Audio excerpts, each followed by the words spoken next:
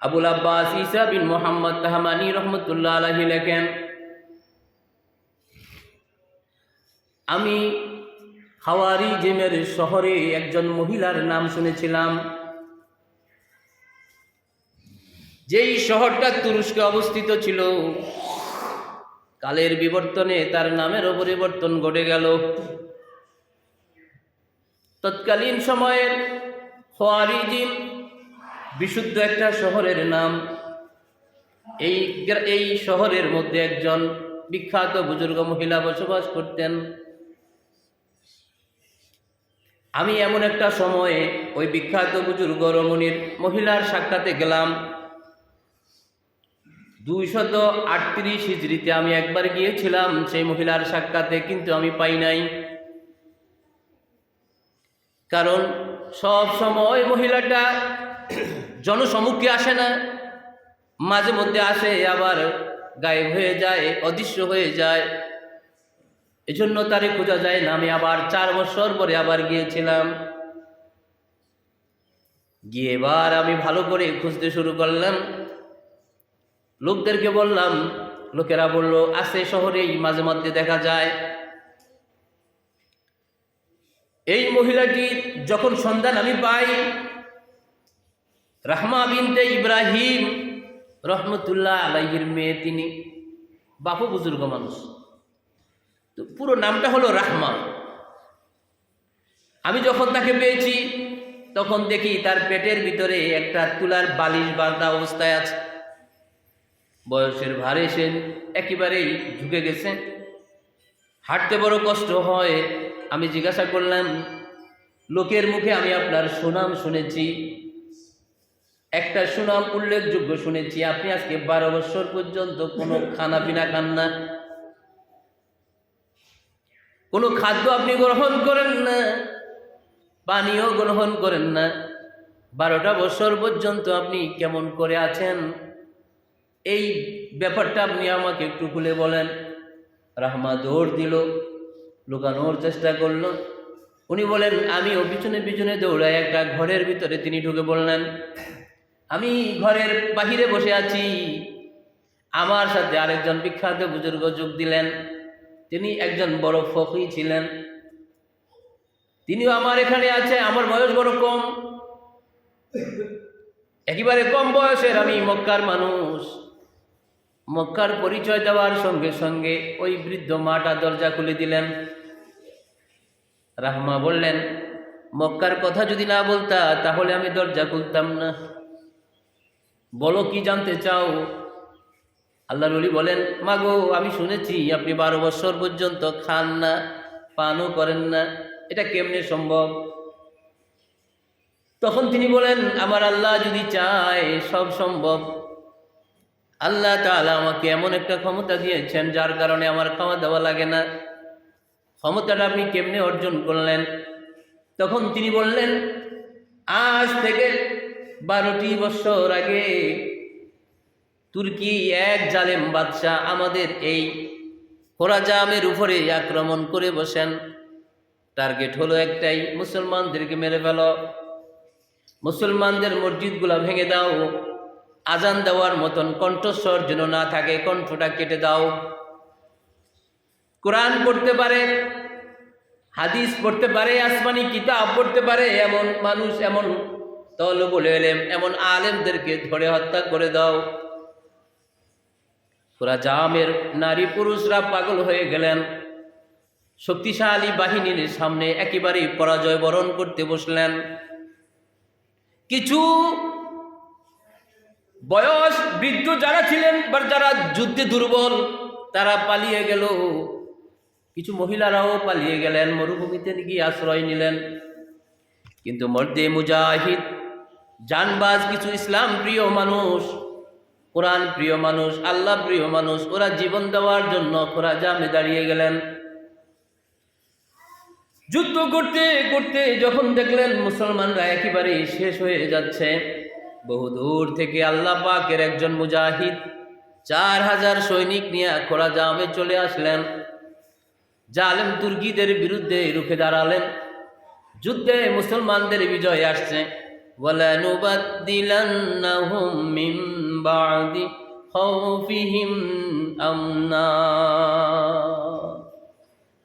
আল্লাহর দ্বীনের রাস্তায় যারা অবিচল থাকবে, অটল থাকবে, সংখ্যায় কম হলেও আল্লাহ তাআলা তাদেরকে গায়েবী সাহায্য করে বিজয় দান করবে।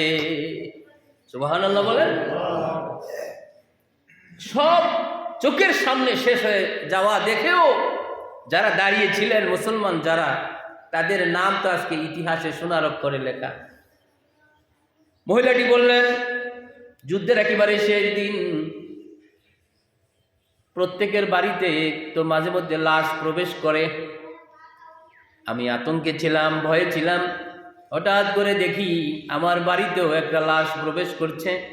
আমি তখন বুঝতে আর বাকি রইল না, আমার যুবক স্বামী, একেবারে বয়স অল্প, এই স্বামীর লাশ আসতেছে সারার কারণ হয়। দেখি সত্যি আমি বিধবা হয়ে গেলাম, আমার স্বামী ইসলামের জন্য শহীদ হয়ে গেল। চোখের সামনে আমি আমার স্বামীকে শহীদ হতে দেখলাম। আমার ছোট ছোট বাচ্চারা দৌড়ে আসলো, বাবা বাবা করে চিৎকার দিল। বাবার শব্দ তো আর আসে না, দেহটা রক্তে একেবারে রঞ্জিত হয়ে আছে। মাথার ভিতরে তরবারির আঘাত, গর্দানে তরবারির আঘাত, পেটে তরবারির আঘাত, ঝাঁঝরা হয়ে যাওয়া শরীরটা, কাপড়ে মোড়ানো, কাপড় রক্তে লাল হয়ে আছে। আমি এই আমার স্বামীর মৃত্যু দেখে নিজেকে ধরে রাখতে পারলাম না, চিৎকার করে বলে উঠলাম, প্রভু গো, পৃথিবীতে আমার আর তো কেউ রইল না, আমি এখন কি করব? বাচ্চাদেরকে নিয়ে কোথায় যাব? যুদ্ধের অবস্থাও আমরা তেমন জানি না, মুসলিম বাহিনীকে যে কেউ সাহায্য করছে এটাও আমরা জানি না। যখন মাগরিবের আজান দিয়ে দিল, তখন আমি নামাজে দাঁড়িয়ে গেলাম। আমার ঘরের মধ্যে একটা জীবন্ত লাশ, রক্তাক্ত লাশ, কে নিবে, দাফন করবে কে, তাদেরকে জানাজা দিবে, কোনো ব্যবস্থা তো নাই। বাচ্চারা হয় পরেশান হয়ে আছে। তারপরেও আমি নামাজে দাঁড়াইলাম। আজান শুনে আমি বুঝলাম যে মুসলমানরা এখনো মাঠের মধ্যে সক্রিয় আছে, না হলে তো আজান আসার কথা ছিল না। বোঝা যায় তুর্কিরা মুসলমানদের সাথে পারে নাই। সুবহানাল্লাহ বলে। আমার ভিতর থেকে একটা সাহস আসছে, আমি নামাজে দাঁড়ালাম। নামাজে দাঁড়িয়ে নামাজ পড়লাম। কেউ আসবে অপেক্ষায় রইলাম, দাফন কাফন হবে অপেক্ষায় রইলাম, কিন্তু কেউ আসে না।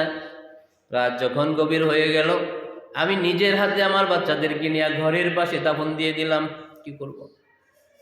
শহীদের লাশ ধোয়ার প্রয়োজন হয় না, নতুন কাফনের ব্যবস্থার প্রয়োজন হয় না, যে কাপড় যে অবস্থায় ওই অবস্থায় দাফন করে দিতে হয়।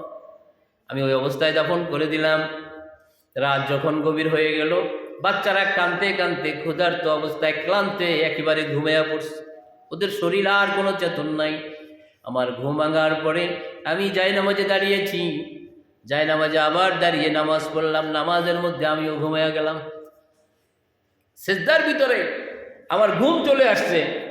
আমি ঘুমের পরে দেখি, স্বপ্নে দেখি আমি বিশাল এক ফল ও ফুলের বাগানে, পাহাড়ি ঝর্ণার কিনারে, একেবারে মনোরম পরিবেশ, সুগন্ধি বাতাস যুক্ত একটা উদ্যানের ভিতরে আমি ঘুরতেছি, স্বপ্নে দেখতেছি। আমি ঘুরতেছিলাম, হঠাৎ করে দেখি কিছু মানুষ দস্তরখানার চতুর্দিকে বসা, দস্তরখানার চতুর্দিকে বসে খানার অপেক্ষা করতেছে। লক্ষ্য করে দেখলাম এই মানুষগুলা তো পরিচিত মনে হয়। সত্যি দেখি এই মানুষগুলো গতকালকে আমার গ্রামে যারা আমাদের হইয়া যুদ্ধ করছে, এরাই আমার প্রতিবেশীরা। তখন আমি বুঝলাম এদের মধ্যে আমার স্বামীও আছে। আমি আমার স্বামীকে খোঁজার জন্য এদিক সেদিক দৌড়ানো শুরু করলাম। দৌড়াইতে দৌড়াইতে যখন আমি আমার স্বামীকে খুঁজে না পাই, তখন আমার স্বামী আমাকে ধরে ডাক দিলেন, আমাকে ধরে ডাক দিলেন, নাম ধরে ডাক দিলেন, রাহমা রাহমা কয়ার যখন ডাক দিলেন, তখন আমি দেখলাম আমার স্বামী রক্ত মাখা, মাথায় যেখানে যেখানে দাগ ছিল, গর্দানে যেখানে দাগ ছিল, পেটে যেখানে কাটা ছিল, ওই কাটা দাগলা, ওই অবস্থায় আমাকে ডাক দিলেন। ডাক দিয়ে বললেন, দৌড়াইও না, পরেশান হইও না। তখন রাহমা বলেন, স্বামী গো, আপনি আপনাকে ছেড়ে আমি কেমনে থাকি বলেন?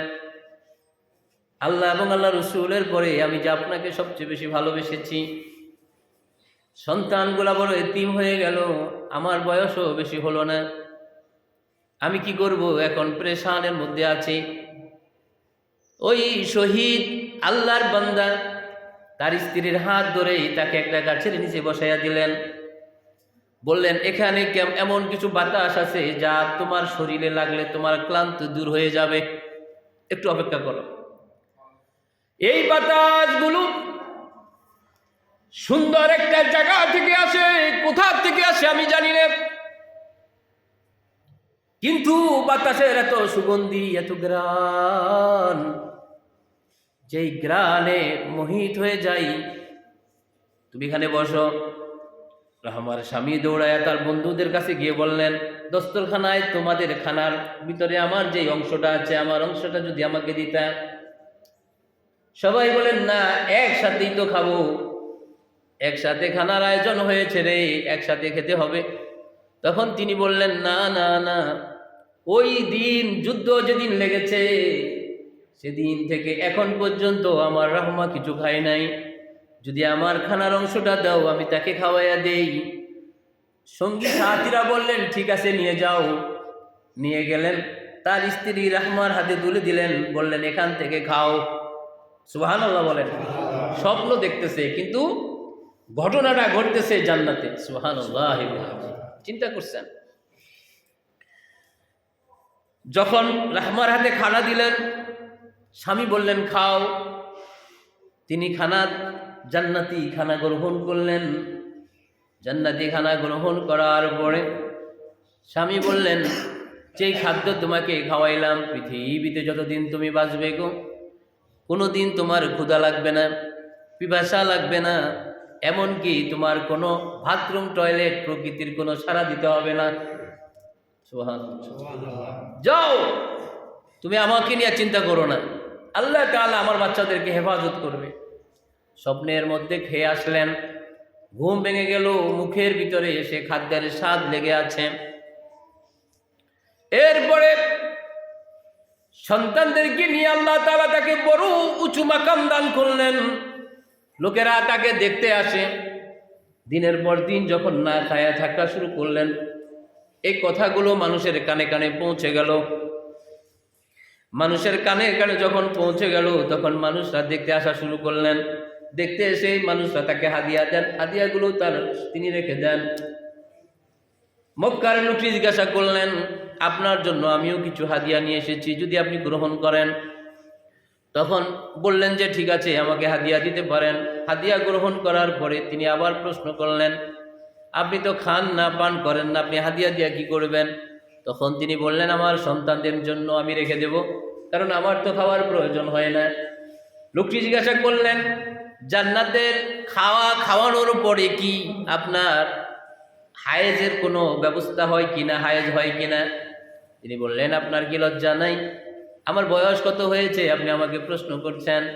তখন তিনি বলেন, আপনার জীবনের উপরে আমি কিতাব লিখব, এজন্য সব কিছু জানতে পারলে আমার জন্য উপকার হতো।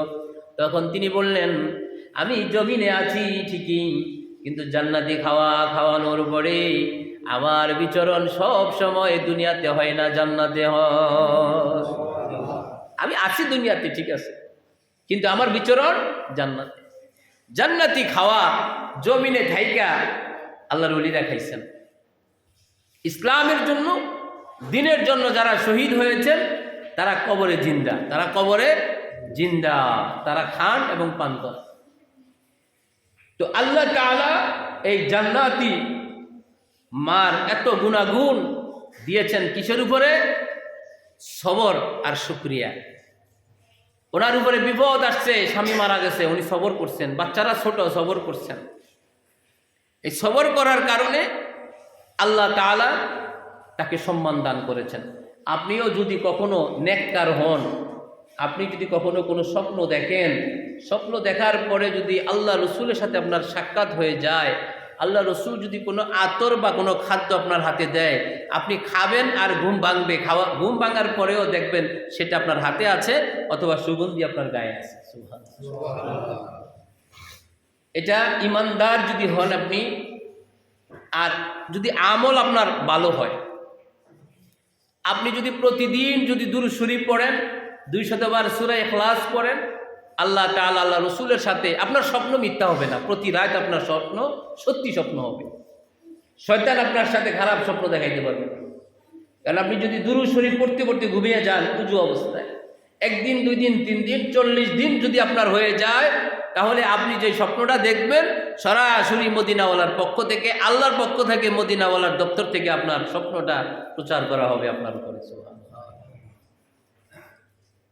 আমি এই কিতাবের আরেকটা উল্লেখযোগ্য ঘটনা আমি আপনাদেরকে শোনাইতে চাই।